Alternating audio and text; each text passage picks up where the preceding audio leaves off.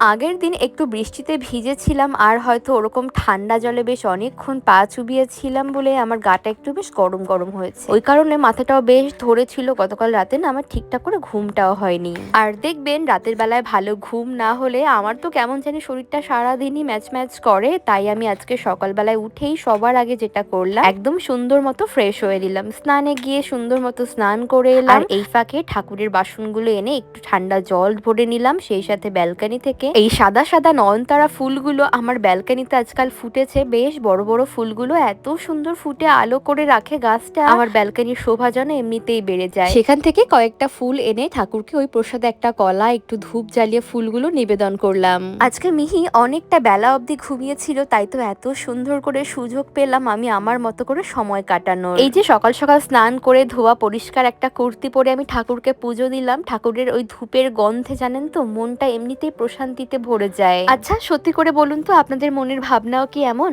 আর রাতে যেহেতু ভালো ঘুমও হয়নি, তাই আমার স্নান করে বেশ এখন আরাম লাগছে। ওদিকে আবার আমার মিহির ঘুম থেকে ওঠার সময় হয়ে গেল। চলুন পাশের ঘরে যাই, দেখি তাকে একে একে তুলি এবার।